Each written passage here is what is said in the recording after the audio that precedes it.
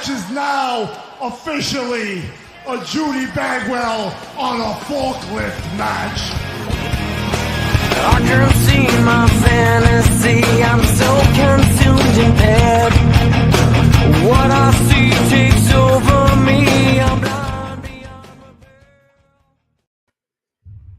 Go ahead, do the thing.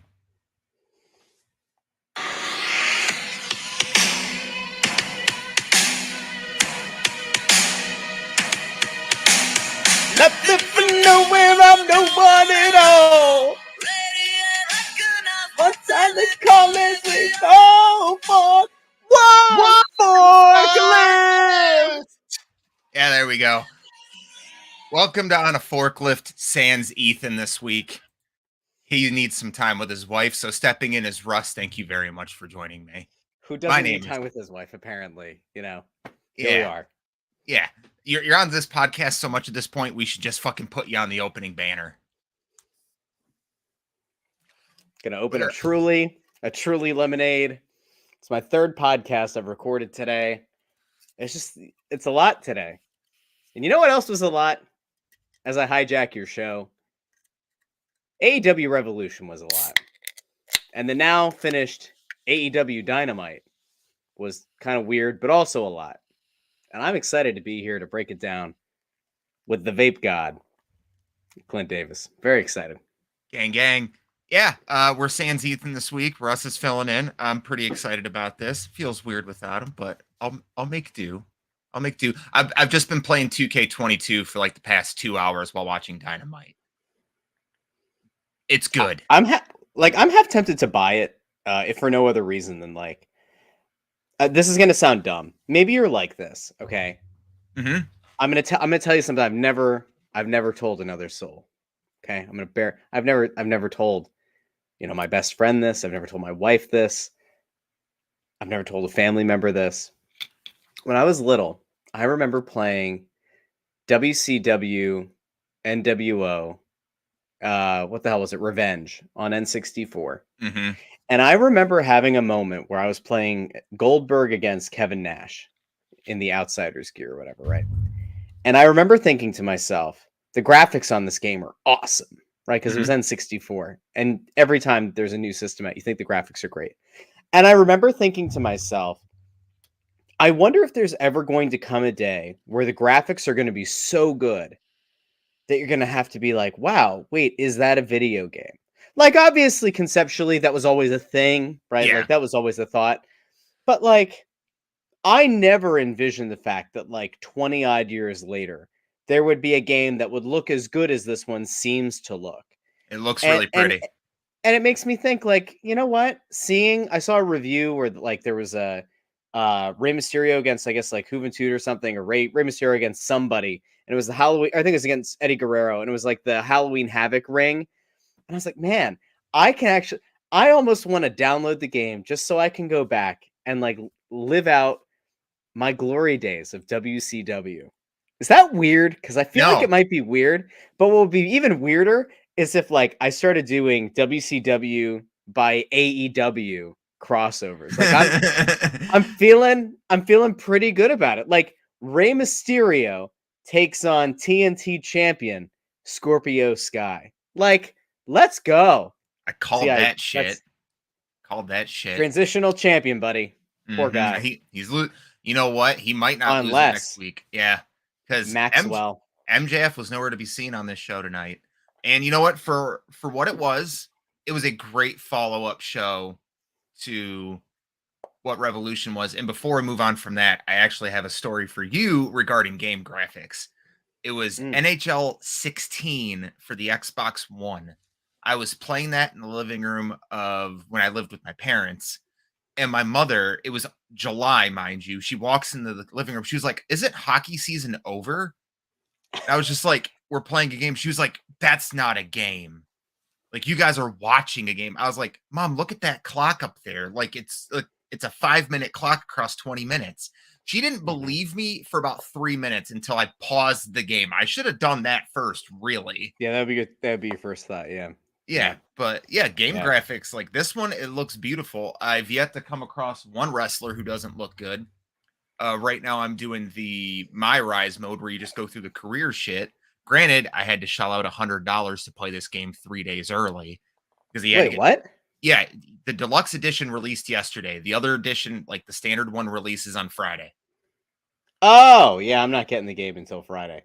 What's the difference? Why should I care about It comes with all the season pass. It comes with a boost to your My Career. It comes with a boost for like everything else.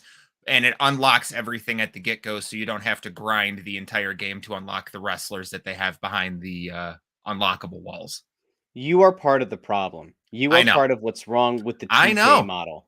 Listen, And you're going to be part it's of the the problem last that's going to one. lead to them selling their deal and ending up partnering with the WWE of video games and end up going to EA.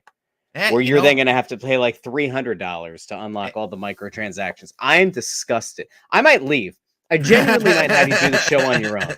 You are part of the problem. This isn't okay. What's wrong with you? Why would you do that? It's the first wrestling game I've bought in 2 years. So I didn't buy one last year. So I was thinking I'm saving $20. Just you upset me. How much was this game to get it early? $60. To get it 2 days? It's $100 for the deluxe edition. No. Which I got no problem with because, you know, like I sat and like I wasn't going in this shit blind. I've been watching videos about it all week. It looks like it doesn't have very many glitches in it. The My Career mode is very in depth.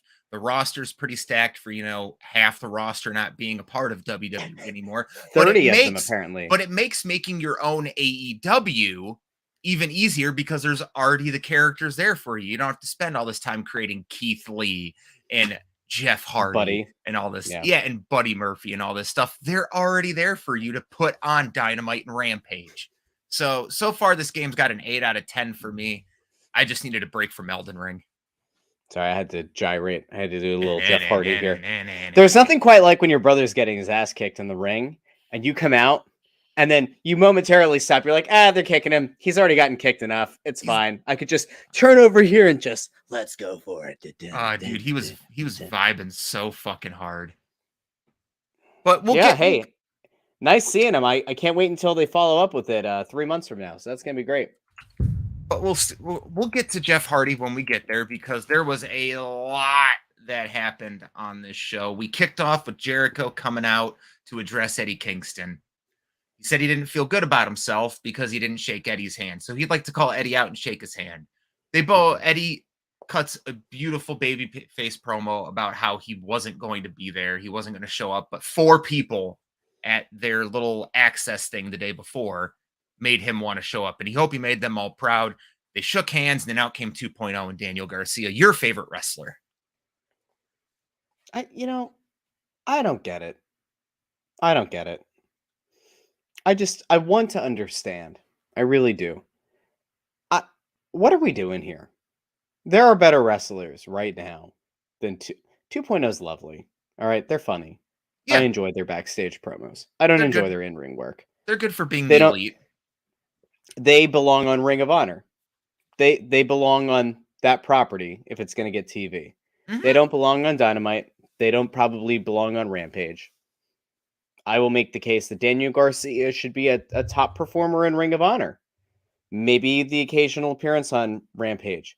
There are far too many talented top-level talents on this roster that you don't see for weeks on end, so that I can continue to be subjected to more 2.0 and Daniel Garcia. You really want Miro to come back, don't you? It's not just Miro, though, right? Like, if we pulled up the roster page right now and we just said, like, who are some guys that you haven't seen in a while? Like, there are a number of them. Like, honestly, it was actually kind of nice to see Scorpio Sky get a title shot tonight. Because Scorpio Sky to me is like a guy who just totally got thrown to the side.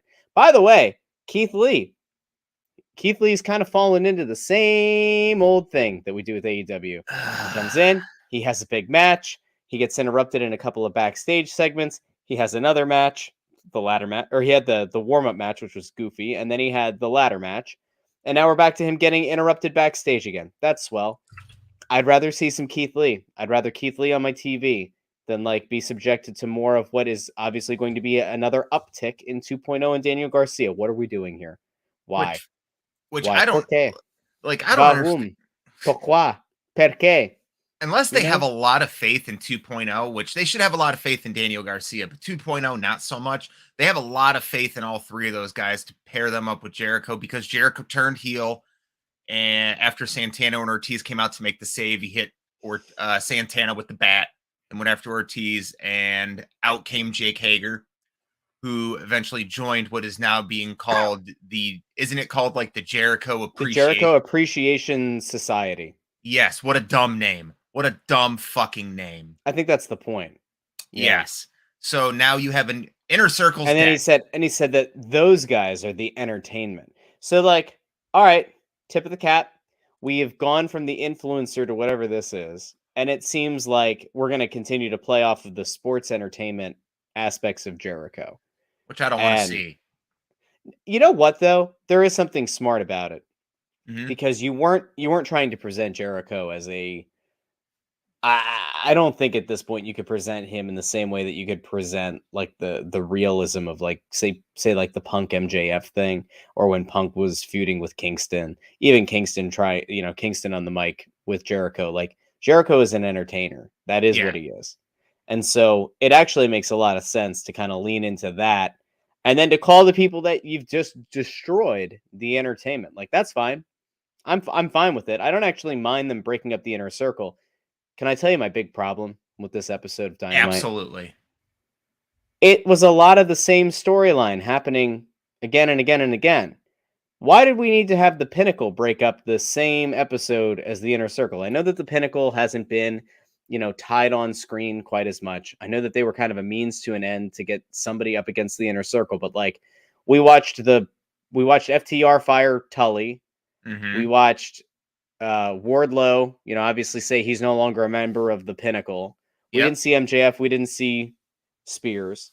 Um, we saw the breakup of the Andrade Hardy family office, sort of. Like, it was just a Three lot. fa- I get the idea of like trying to go like carte blanche here and like move forward after one of your 4 pay-per-views, but like I don't feel like you needed to do all of it tonight. I feel like you could have probably split this up, and we'll have to see what Rampage looks like, but felt like a lot of talking tonight.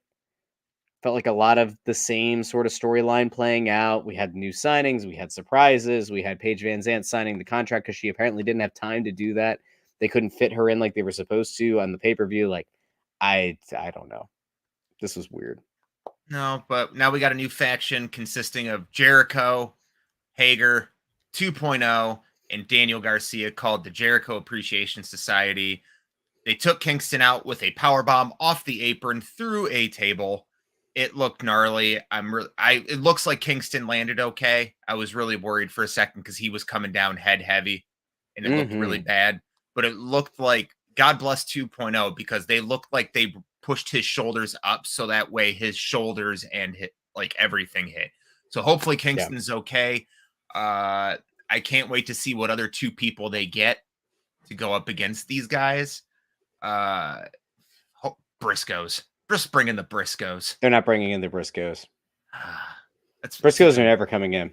They will never bring in the Briscoes. I think the Briscoes are just going to be hanging out on Ring of Honor from now until the end of time. Chris, absolutely a lot of breakups in one night. There was 3 stable breakups in one night. Yes, we agree it's an awful name, but it's supposed to be. And Dem Boys shout out. Thank you, Chris. It's not happening. No, it's not happening. Get them an FTR, but I do agree. I do like the fact that I don't like the fact that the Pinnacle and Inner Circle broke up in the same night. If it would have been like the Inner Circle and there was another one too. Yeah, there was another one too. We had another sowing the seeds of doubt between the Young Bucks and Adam Cole. Now, obviously, that's like a larger story arc, but we had that as well. And like, this needs to be said. This thing that they're doing is stupid. Okay, the Bucks and Red Dragon, that's fine. Adam Cole, that's fine. Hangman, we're trying to make up. We're gonna eventually have Kenny come back. That's fine. You can't have Adam Cole go out and cut a heel promo on Hangman and go for the realism and go for the I'm going to kick your ass. I'm going to make your life a living hell. And then continue to do the Cutler Cam crap in the back. It's dumb. It does not make sense to put those 2 things together. They don't belong together. Just like it doesn't make sense for Hangman to go out, have a good match, bring Dante in, kind of go back and forth a little bit on the mic with Cole, and then have like this weird kind of like beta male thing that he does with the Dark Order, where it's like, hey guys, I'm so sorry that I just want to apologize for pushing you. It's and really it's like you're undermining like the quote unquote realism of like what your champion just was in the ring. Like both of those backstage segments are dumb. They don't make sense. They don't belong on the same show. If you're hell bent on doing that stuff, you need to know when it fits and when it doesn't. And like that is just a very blatant inconsistency in tone. It doesn't belong. And now thinking of it, you're sowing seeds of doubt between the Dark Order and Adam Page, and saying 5 different factions in one night either broke up or sowing seeds of doubt. 5. You could have spaced, like, when's Double or Nothing? In May, you got 2.5 months. Like, you could have spaced. Jeff could have came back next week. Yep.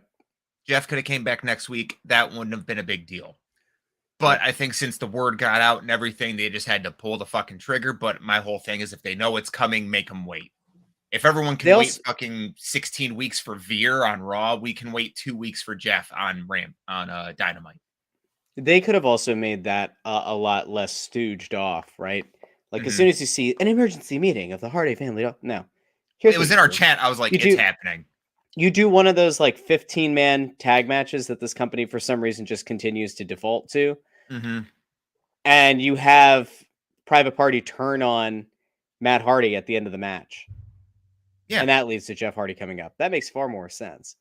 The whole like, oh, like we don't show their entrances. They're just in the middle of the ring. I like Andrade a lot. Andrade's really working hard on learning a way to cut an English promo, but it doesn't totally work.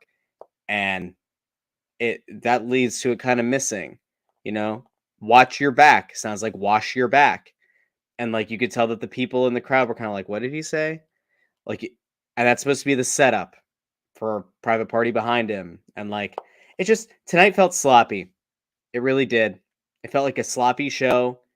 It fell into a lot of the tropes that AEW kind of gets a lot of, you know, crap for.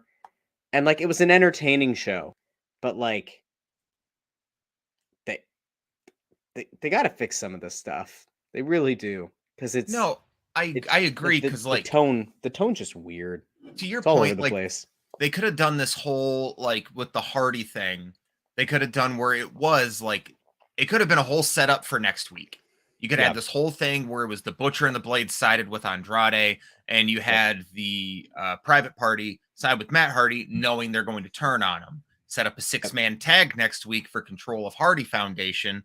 Have Matt Hardy be in the ring looking for that babyface tag. Go to tag Private Party. They both drop off the apron and leave him hanging. It's simple. And then they all beat down on him until Sting, Darby, and Jeff make the save.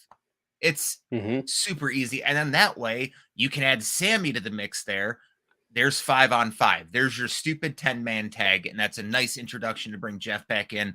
A match he doesn't have to work too hard in. He can show up and do his cool spot and get the hot tag. And it's the multi-man matches that AEW like to throw on TV every week. It's 2 weeks. You could have did this over 2 weeks. Just have a big brawl and just save Jeff's return for the next week. You would have pissed off the audience, but they would have popped even harder next week. Yeah. It's like a poor understanding of what your audience needs. It's ADHD booking again. There's just, and you're running into too many, like the reason that like conceptually, when I said it earlier, like you have so many talents that you don't see on TV from week to week. The reason that it's hard to name them is because there are so many of them, right? They're like, and yeah, that's a good point. Like the months and months of jokes about how many factions they had and then broke them all up in a hurry, except they're still not, right? Like they break up the Inner Circle and they replace it with another one. They break up the Pinnacle, but now we have Moxley and Danielson with William Regal, right? And it's a small faction, but like it's likely that at some point they'll add to it, kind of like the whole idea that Danielson had presented to I think Moxley. Anthony Hendry was put in that match for a reason tonight. I think Anthony Hendry is going to be their first guy because Anthony Hendry's got the look Mm-hmm. He's a good-looking tattooed dude who can go in the ring. Mm-hmm. Like, you're looking for people like him, your Wheeler Yutas, for instance, to get him away from the best friends, because Wheeler Yuta can go. Like, the whole big thing when they brought him into AEW was like, holy shit, why the fuck did WWE pass up on this guy? And you have him with a comedy troupe. Yeah. Like, in my opinion, you need to get Trent away from that group as well. As much as I love the best friends, Trent is a phenomenal singles wrestler. Look at you. And can have a really good run with the TNT title if you just let him go. And he can still be the mama's boy character. Big E has shown that you don't have to change your character completely to be a champion. Big E, I loved his run as the champion just because he didn't change himself. Sure, was his booking shit? Absolutely. But Big E made it there on his own. And Trent's one of those guys too. He can be a big over babyface who's really good with the crowd and could be a solid TNT champion. Chuck Taylor will not. I feel the time has passed for best friends to be tag team champions. I feel like that ship has sailed, and I feel like you're stifling Trent at this moment. But the problem is Trent would have been good in that role 8 months ago. Like, it's past Trent by too. Trent's going to be a good, like, lower mid-card guy. That's his ceiling. With the talent they brought in. It just is. He'd be a person who'd benefit from going to Ring of Honor. He would. Yeah. He would be a main eventer in Ring of Honor. He would be like him and Jonathan Gresham for the title would be great. Maybe. Yeah. I mean, see, I think the thing is Trent's look is better than his in-ring work right now. And I think part of that's just because of the surgery that he had. He looks stiff now. Right. Yeah, he's got to loosen that shit back up. Which is going to be hard if he can do it at all. I don't want to be negative. I really don't. No, but this episode is one that, like, I don't feel like would have been must-watch TV, right? Like, this is one that you could have caught up with on Twitter by seeing some clips, right? This is one that, like, you go to a wrestling podcast and you say, all right, I missed Dynamite. What did I miss? And, like, should I care? You turn on Wrestle Talk and get that 5-minute brief of what happened. I don't watch Wrestle Talk. You know what I do? I do What Culture. Yeah, I do. You stooge, fuck. I listen to the Brits. I enjoy them. They're funny. I like them. What Culture? Brits too. Like, all wrestling podcasts are British people with the exception of Steven Larson and us. I like them. They're funny. They make me giggle. Simon Miller makes me warm and fuzzy in my tum-tum. Like, I enjoy those Simon guys. Miller is like top 3 wrestling personalities. But I kind of take him out of that because he is a wrestler. And he's a very, very good wrestler too. Yeah. But a lot of good matches did happen on the show. Of course, we had the TNT title change. Scorpio Sky took the belt off of him like we fucking called this past Sunday. They got a computers bugged. It is kind of wild. Like, Tony Khan does owe us at least one royalty check. Like, if we're going to help you book the show, at least show us a little bit of love. Give me $1. Buy me a McDouble. I'd like a few more dollars. He's got the money to spend, but can we at least get the graphic? Like, on a forklift is all elite. Can I get like a Russ Joy is all elite? Like, that'd be fine. I'll take that. I can make that. I'll take the rub. You know, I'll take it. I'll fucking make that tomorrow. I'll be bored at work. I'll find shit to do. I'll make a Russell Joy's all elite. That's right. Yeah. All elite, baby. No, and you know what? Their match was really good, really hard hitting. They're starting to put Ty Conti on TV as Sammy's girlfriend, which good. They're both very likable baby faces. Put them on TV. Can be bad though. It can be very bad. It's very risky. But the difference is that unlike when Adam Cole and Britt Baker came out, and Britt Baker looked more built than Adam Cole, you're not going to have that with Ty Conti and Sammy Guevara. No. You know, you want to roll your eyes and everything, but you know it's true. It's like, true. It is true. It's kind of sad, but it's true. But hey, you know what? I'm glad to see that Sammy lost the belt because that Sammy run never belonged in the first place.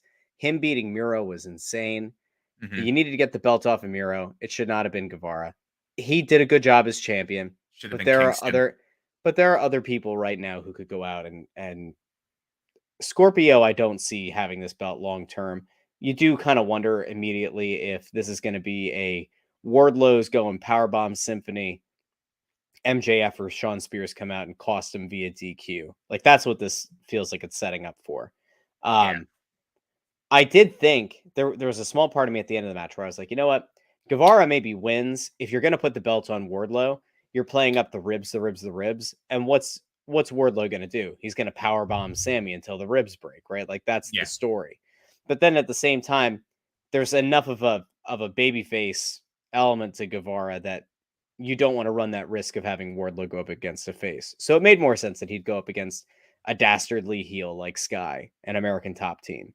I just don't know like what the runway for that is, right? Like it seems inconceivable that you're going to have Scorpio lose it 1 week after winning it, right? They've never done a transitional champion though before. So this could be the first one. Like, you know, they want to get that belt on him, but they don't want to sacrifice Sammy. Sammy pretty much killed himself in this match.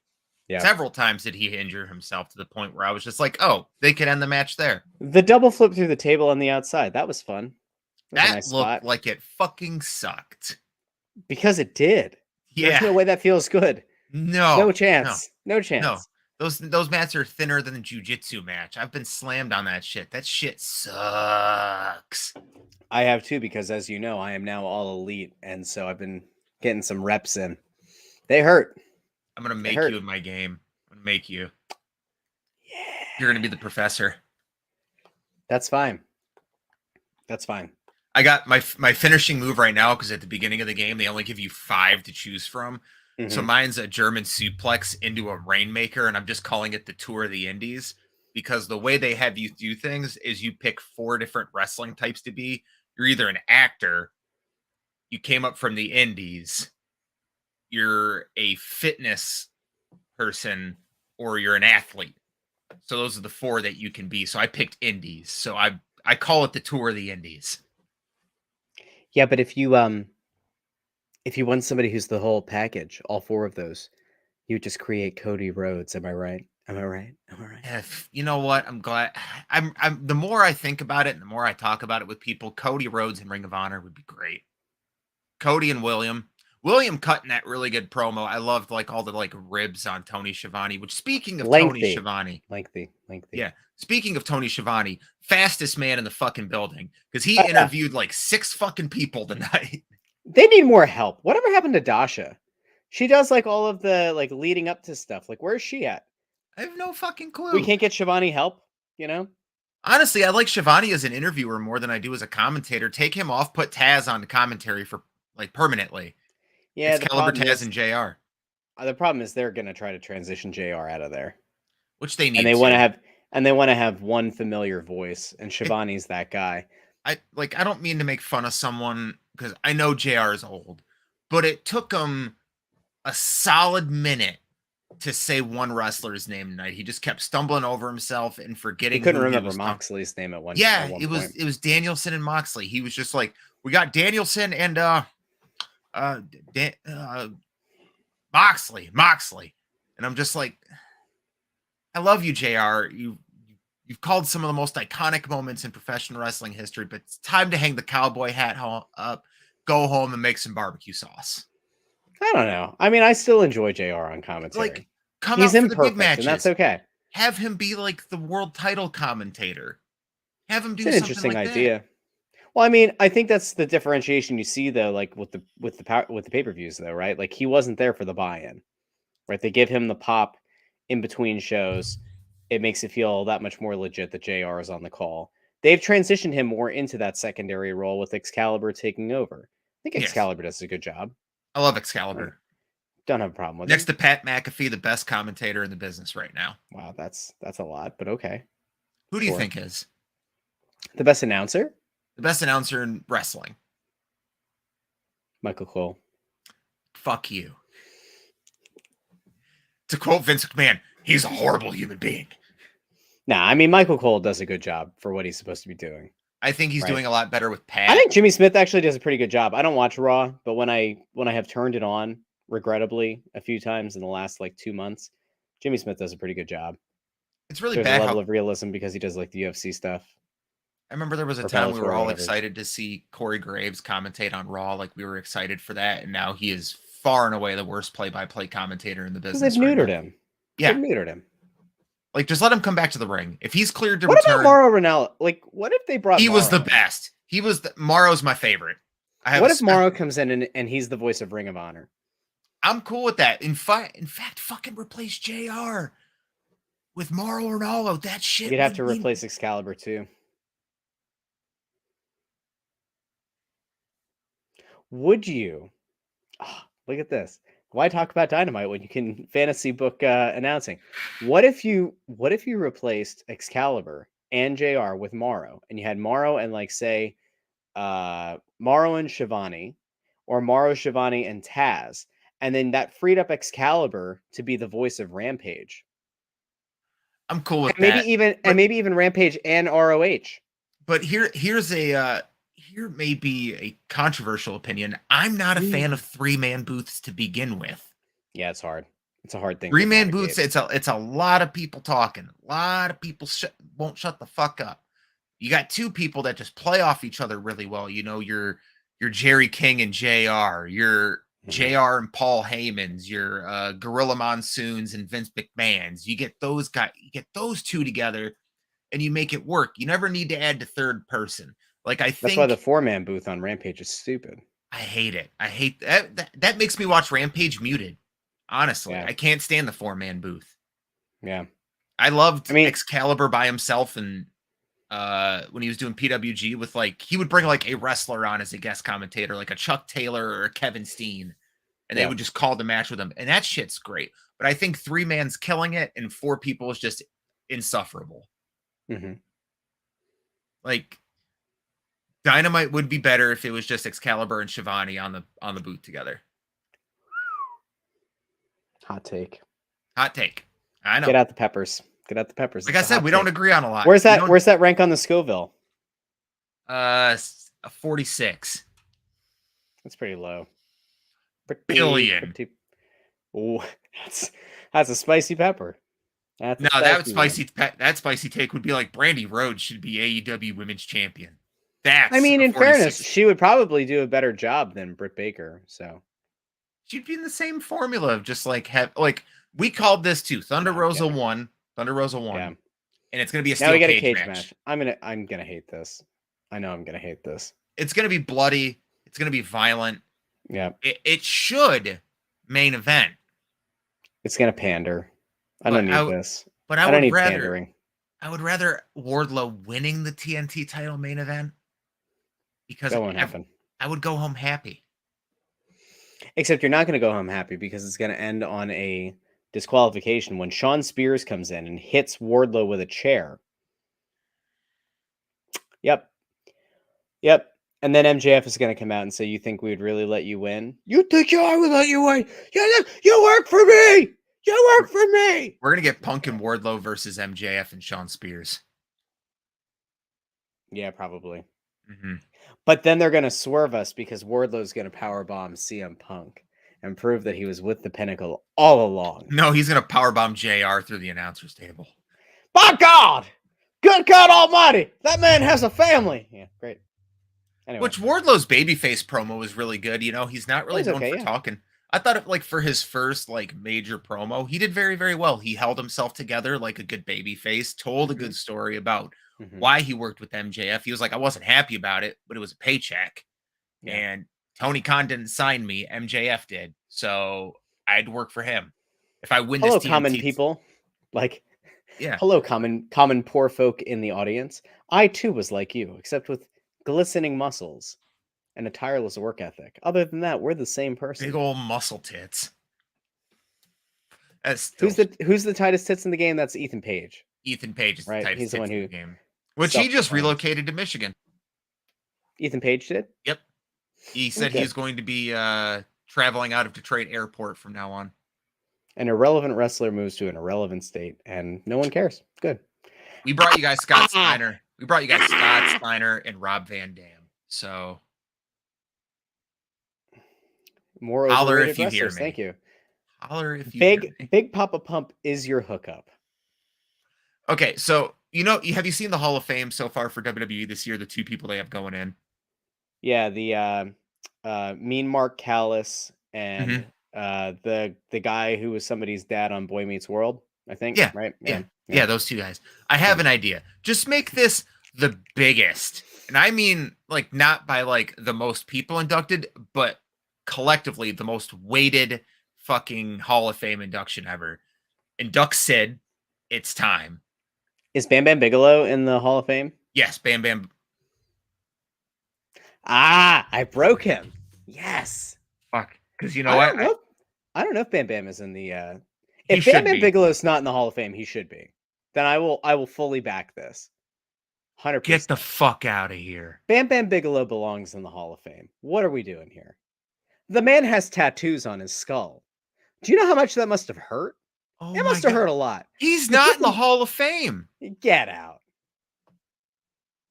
Okay, Get so add to my list. Hold So on. you have Taker, you have Vader. Mhm. I want Bam Bam Sid in the Bigelow. Hall of Fame. Bam Bam Bigelow, and for your tag team introduction, because his son up until a few days ago was champion, induct the Steiners. That'd be your tag team. And for women, induct China. Or Aja Kong. That's a hot take. I know. Chock full of them.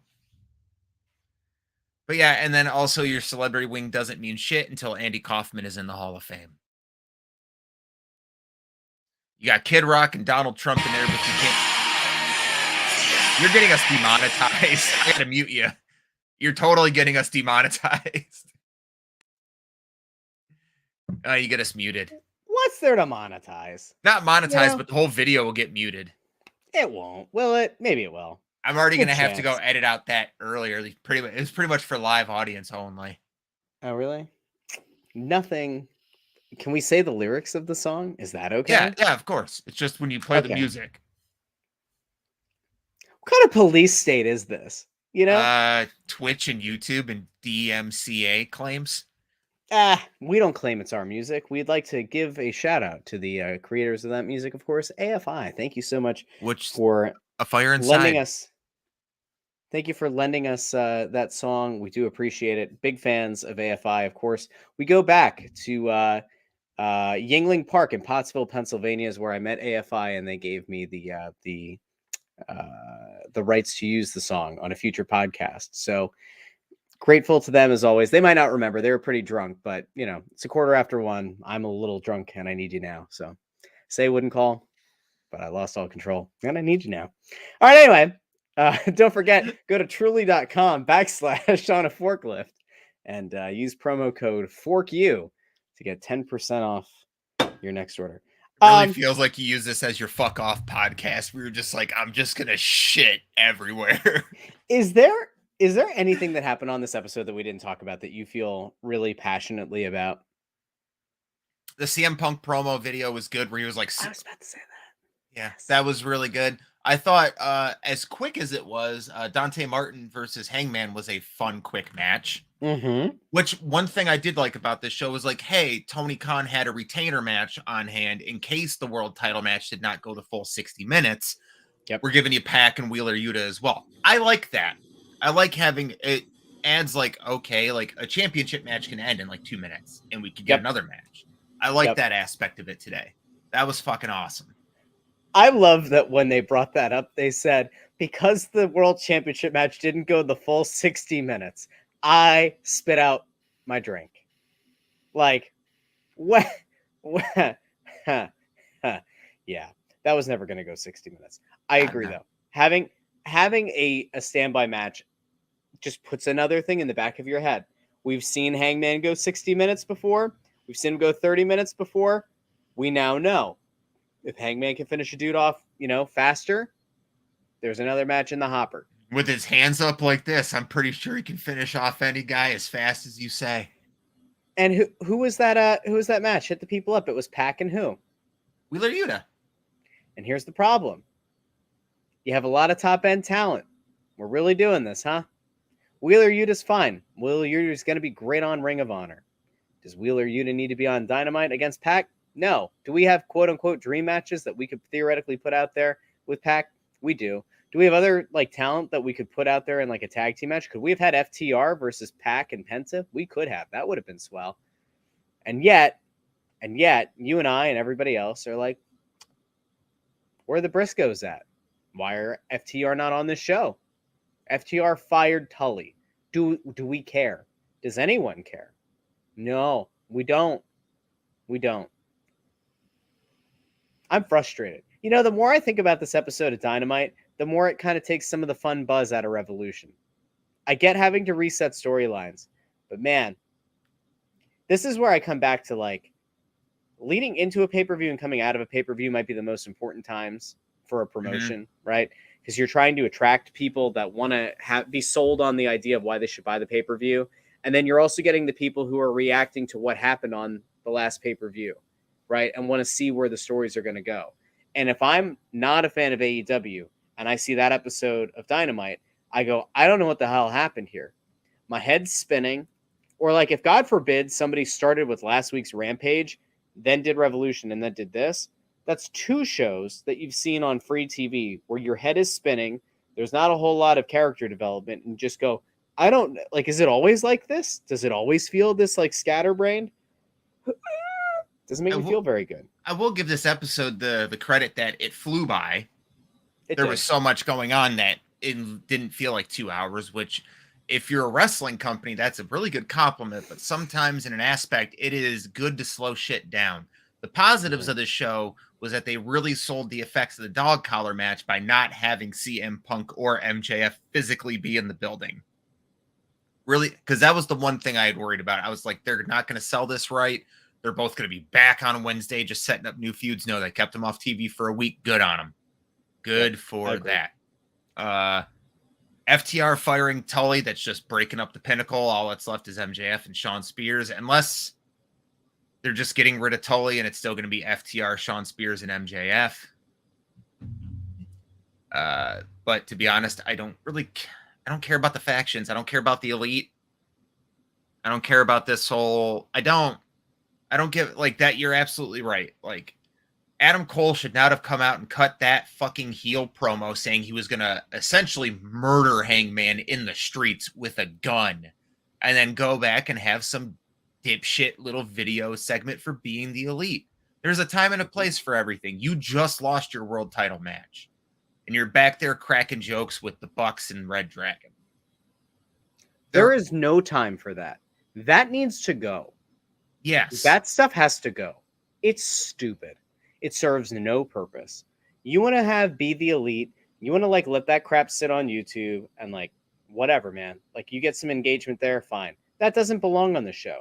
No. This is where like I get frustrated as somebody who is like sold on the concept of like this is going to be more like sports presentation. There's going to be like a more real vibe to this and less entertainment. You tell me what stuff that the Young Bucks do right now that like is anything other than sports entertainment. And I know that like you and I have kind of gone back and forth about their matches, but like their matches are sports entertainment. There's a super high work rate, but it's a lot of entertainment and it's not a whole lot of realism. So like Adam Cole doesn't belong there. The only reason that like I thought they were even putting him in that stuff in the first place was because he was going to turn on the Young Bucks and say, all that stupid bullshit in the back that you guys would make me do, all these stupid little like funny moments, they're dumb. And I'm not here for it. You know what made me realize that that's not going to happen? They also have Red Dragon doing the same stupid stuff, right? Like, what are we doing? I'm supposed to believe Kyle O'Reilly's this guy, like this killer, right? I'm supposed to believe in Bobby Fish, who I actually like. I think Bobby Fish looks like a badass. I like Bobby Fish. But like, these guys are also cracking jokes like the Young Bucks. No, there should be a decisive difference between those two. You have dummy dum-dums, the Young Bucks over here cracking jokes to Cutler with the camera. And then over here, you have Red Dragon who stand there like with a pissed off look on their face. Like, I can't believe we've been sucked into this crap. And Adam Cole's supposed to be the guy who kind of splits the difference until the inevitable split. They're not all supposed to be comedic actors in the back. It's dumb. I've had enough. Had it up to here. And here's not very high. I'm not a tall guy. I'm a very short human being. So my threshold admittedly isn't very high. But if it were, and for the sake of the internet, let's say that I'm 6'6". Well, it's up to here. I'm not 6'6", but let's say that it is. It's way up here. And I've had enough. No. Stop. Nope. I was really happy with that Adam Cole promo. I was like, okay, you know what? I just spent all this week, like this past Monday, telling Russ how much I like Adam Cole as a wrestler. Maybe at this point he will get to see the Adam Cole that I've been watching for 7 years. And then you go right back to the back. He's like, Cutler, you got the camera running. And I'm just like, you're making this really hard for me, man. Boom. And next week we got the fucking. Wait. Hold on. Yeah. Here's the other stupid thing, because we compound stupid on top of stupid. Hangman, you got lucky. The one time that you could beat me, it was the only time. It was a fluke. And that's why next week I challenge you to another stupid ass 6-man tag match. What are we doing? Put the title match on Dynamite. You're doing a title match to put Dante Martin on. That's fine. I like Dante Martin a lot. But you're going to do that. That's the title match on Dynamite. Then give us Cole versus Page on Dynamite. You were happy to do it with Danielson, who, by the way, should probably be your champion right now. Probably would have elevated your company's status and probably would have brought in more fans. You'd have more people watching your product with Danielson as champion than Hangman. And then like having Hangman in a thing with Cole right now. But like, why? The guy lost and now it's like, I'm going to challenge you to a 6-man match. The only reason that it even remotely makes sense is because it led to he's hinting about the Bucks, he's hinting about the Bucks, and then backstage the Bucks say, no, we told you we don't want to have anything to do with Hangman. Cool, we're planting those seeds. But there are different ways to get there. Absolutely different ways to get there. And it didn't have to be like that. All this did was set up tension between the Bucks and Adam Cole and Adam Page and the Dark Order, which I don't think I disagree on the Dark Order. I don't really think it's did you watch Alex Reynolds' facial expressions? So Alex Reynolds is going to lead the Dark Order then. Yeah, but like I think that this isn't an angry splitting. I think that this is kind of like Tony Khan going back and trying to like retcon some of this, where it's like there was this association, but like for Hangman to be more legit, he can't be with the Dark Order as they currently are constructed. They honestly are more of a comedy troupe. They're, I would say, more credible than Best Friends, but like they're still more of a comedy troupe. Your world champ can't be with that.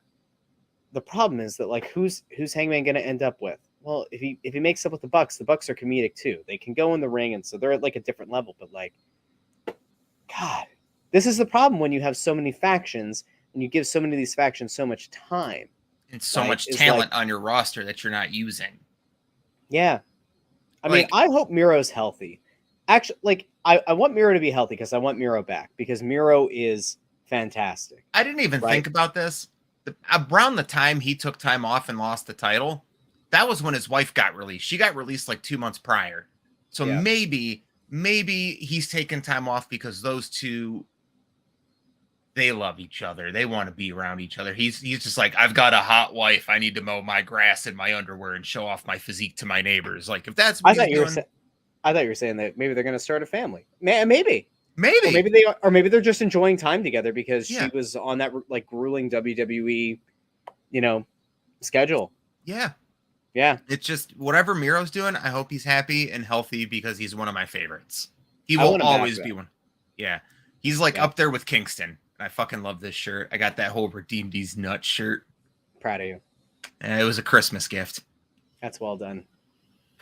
Yeah. Well done. No, I thought Dynamite was a nice it could have been better.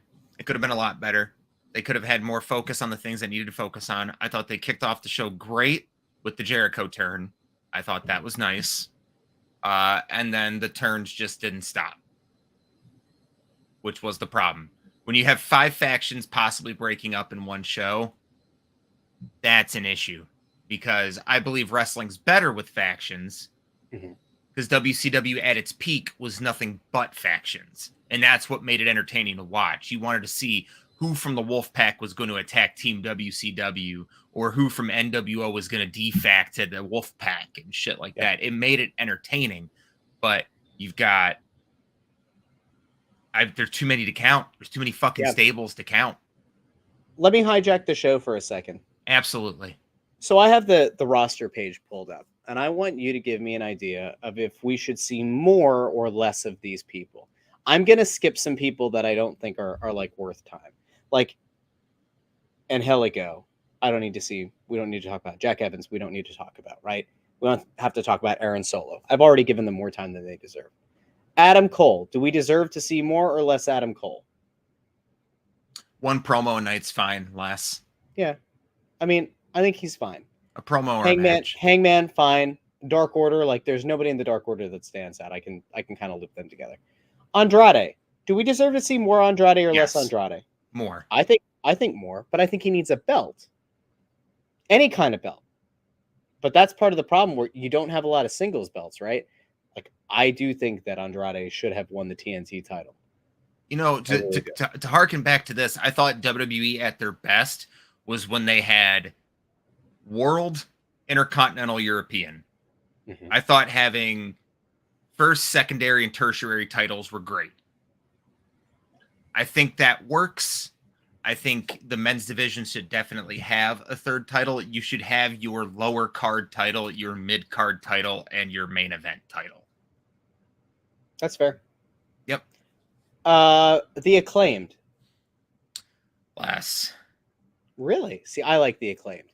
If you gave me the Acclaimed more, like if you gave them a third of the work that 2.0 has gotten, I'd be happy. Because I think Bowens can go in the ring, and I think Caster gets really good heat, and I think he's gotten better in the ring. I like them. The Ass Boys. The Gun Club. Keep them on dark. Yeah, I think they're fine. They can pop up on Rampage sometimes. Red Dragon.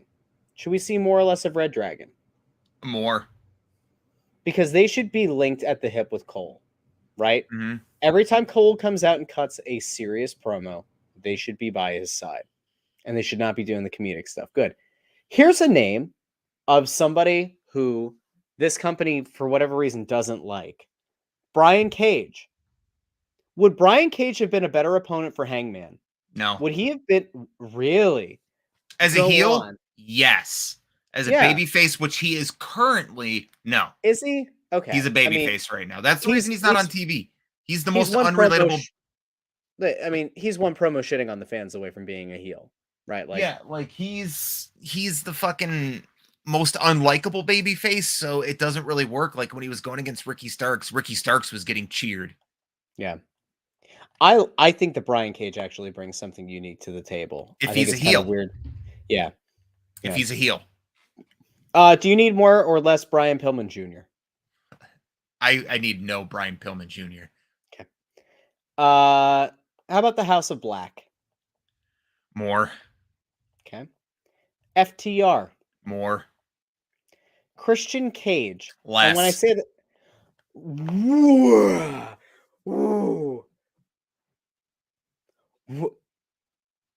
what? Less. I think you must have thought that I said Christopher Daniels. I said Christian Cage. Yeah, the Captain Charisma. Yeah. Former 2-time world heavyweight champion. Had a great feud with Randy Orton back in 2011. Yeah, that guy. Yeah, less. I don't want him seen with Jurassic Express anymore. I don't. That's different. That is different. Christian Cage as an opponent for the AEW World Championship against Hangman Page. Is that a better match tonight? Than tonight? Yeah. Yeah, but yeah, I mean the circumstance. Okay. But the circumstances they did the title match under was great. Don't you fucking do it? Sure. Yeah. Don't who do what? Fritz is trying to climb on the goddamn desk. Oh, I thought you had a gavel. I thought you were upset with my gavel. Okay. I think Christian Cage needs to be potentially a heel, and I think he needs to be a singles guy. Get him detached from Jurassic Express. Again, we said this the other night, but like Christian Cage costing Jungle Boy or getting into a program with Jungle Boy is going to elevate Jungle Boy, add credibility. We need to see Christian Cage. Do you realize Christian Cage has not had a match in 2022? Yeah. We're into March and he has not had a single match. That's insane. Happens. How about the Best Friends? How do you feel about Chuck Taylor, more or less? I need more Trent. I can deal with the same amount of Chucky that I'm getting. Okay. Colt Cabana. Same. He's with the Dark Order. Okay. Danhausen. Love Danhausen. A lot more. Give him 2 hours of TV time a week. Very nice, very evil. Oh, not sure about this Daniel Garcia. Very evil. Not very nice. Who else you got for me? Hey, Beavis. Yeah. I think we're gonna score. What up, butthead? Dante Martin. How about put top flight? I could see more Top Flight, but probably on Rampage, not on Dynamite. Build them up more. Fair? Let Yeah. them get some big matches under their belt. How about Darby? Because Darby feels like he's gotten put onto the, the way that like Sting was an ancillary character who built Darby. It feels Mhm. like Darby is now kind of attached to the nostalgia pop of Sting, Probably. which is interesting. I don't know how to feel about it. We said we need FTR. I don't want to Mhm. do this for everybody. I'm going to start skipping around a little bit. Frankie Kazarian. The He's fine. same. Yeah, I see He's him like fine. once a month. Yeah. Hook. More Hook. Hook.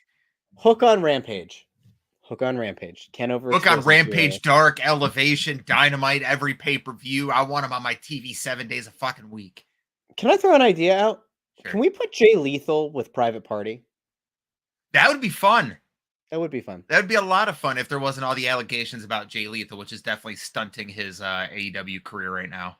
What's the allegations of Jay Lethal? I'm not here to gossip, but allegations. We'll leave it at that. You have to fill me in after the show. Absolutely. Joey Janela now. Keith Lee, more or less Keith Lee. More. Yeah, I agree. Do you want to see Kip Sabian take the box off his head? Take the box off his head, yes. He's a pretty man. Okay. Lance Archer. More. I feel like Lance Archer is a perfect candidate to go to Ring of Honor. Be a real dominant motherfucker in Ring of Honor, he would be. Yeah. Do we need more Lee Moriarty? Yes. Okay. I think he's perfect for the William Regal faction. I agree. I could see a lot there. Marco Stunt is still listed. I can't believe he hasn't been let go yet. That's kind of shocking. The Seidel's, we don't care.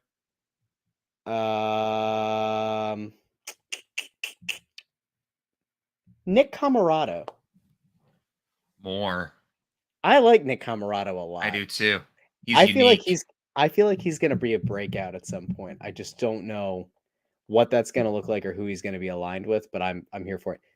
Santana and Ortiz. More. 100%. Every week. Death Triangle. More. Yep. Powerhouse Hobbs. About the same. I like Hobbs. I like Hobbs a lot.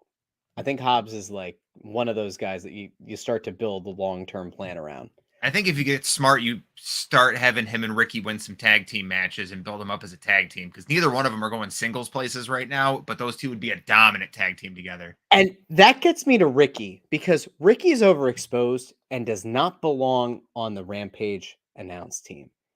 It does not work. No. It's okay in spurts, but it was a bad idea. I think they wanted to do it initially because of the neck injury, but like he doesn't belong there, and I think it kind of cheapens him. Mm-hmm. He feels like a commentator more than he does a wrestler, because you don't see him. He's just a good all that talker. much. He's just a talker. We're almost done here. Sean Spears. Not at all. Wow. Okay. I've turned away from Ty Dillinger. Okay. Butcher and the Blade. More. They might be Ring of Honor. Without the Hardy family, or whatever the family is going to be called, attached to them. I loved them as they were. Here's my last one, because you and I both seem to think that Trent is good. We obviously love Wardlow. Why is Tony Nese here? Because they were signing everyone that had any kind of athleticism to them when the pandemic happened. Mm-hmm. And they thought Tony Nese was going to be this big deal, so they signed him. The women's roster is so sad. Yeah. It's like barely scrollable. You ready? Abaddon, Anna Jay, Aqua, AQA. I remember her. Mm-hmm. She went against Jade. I just don't know how to say her name. Britt Baker, The Bunny, Emi Sakura, Hikaru Shida, Jade Cargill, Jamie Hayter, Chris Statlander, Leva Bates, Layla Hirsch, Mercedes Martinez, Nyla Rose, Penelope Ford, Rebel, Red Velvet, Riho, Ruby Soho, Serena Deeb, Ty Conti, Thunder Rosa, Yuka Sakazaki. If I got rid of half of that roster, you wouldn't know. Yep. That's why you need Tony Storm to come in. The thing, like, I see a lot of people complain online that Tony Khan doesn't book enough women's matches for Mhm. their liking, and it's like there aren't quality people to book Jade's gonna run out of right people now. to fight. She already has, like, that, and that seems to be the running joke right now is, like, who's Ooh, left? Because they they you know said that what? in the promo, who's Yeah, left, right? what if that's Tony? That's what I thought. What if it's Tony or Tegan? A Nixon Newell? Because her 90 days is up. Like, Tony to me is an interesting one, and that could be a really good program Mhm. between the I think 2. with like I said, But with William Regal and AEW now, the women's roster is gonna fill up really quick with all these releases that WWE have done. you know what I think really where the money is? Hmm. It's on Jade turning her sights to become Jade 2 belts. Yep. She'll lose the TNT title or the TBS title along the way, but, like, that's where the money's at. Mhm. Jade Cargill by the end of 2022 needs to be your women's champion, your women's world champion. If not, at least the beginning of 2023. Yeah. Like, Yep. Like that's it. where this has to go because there kind of has to be this, like, this inverted shift, right? Mhm. Some of these people who have been challenging for the women's world title should not again. Riho should never again. Sakura, I don't think has ever gone for the women's title, but, like, she doesn't belong in an eliminator tournament. Like, she doesn't belong at all. The bunny, like, there there aren't that many people that can really contend, which is why the Thunder Rosa Britt Baker thing has gone on as long as it has, because there aren't that many choices. Nyla Rose would be the most believable person to beat Jade Cargill, right? Yep. Like, just in terms of size and strength. A hoss Like, fight. maybe that's the person, but that'd be a terrible match. Statlander if you're going with who you have on the current roster. Mercedes Martinez might be interesting. Like, you could believe that Mercedes Martinez is a badass. She's tough. Like, she could give Jade Cargill a good run. But, She'd like, show up. Is Ruby Soho going to? No. No. Serena Deeb might be a person to take. If Jade Cargill went on this run, right, of going for 2 belts, Serena Deeb as the person that Jade looks past because she's got her eye on Britt Baker or Thunder Rosa or whoever has the title, and Serena Deeb outsmarting and, like, using her long held experience and using her experience advantage to her advantage, like, that would actually be a sensible opponent to take Yeah. out Jade Cargill for that title. We've done all of Tony Khan's work. You're welcome. He's bugged us because he's doing everything we're saying. So, We'll come but back. We'll come but back it's to a this. little Clip it it's up. a it's a Clip, little bit snip, snip. after 11, so we're gonna call it here for the night. A little over an hour. I appreciate you coming on and talking with me for an hour about this shit. Go ahead and plug your shit. What if I don't want to? That's fine with me. You ever think about that? You follow me on Twitter at Joanne Broad. Talk to me about pro wrestling. Talk to me about sports. I don't know. Talk to me about sports betting. I'm there as well. Yep. Happy to talk. You know You how I find us. survived COVID-19. We can talk about that too. Oh, You know, we can talk about that for sure. feeling pretty good about surviving it. Feel good. I'm glad you survived it. I would have I missed am you. too. I think my wife and kids are too. So, you know, Well, we got that. they going need to for be. us. They kind of love you. They do, and they should. They should. Thank you, everyone, for joining us. You guys all have a wonderful night. Thank you. We love you, Judy. God damn.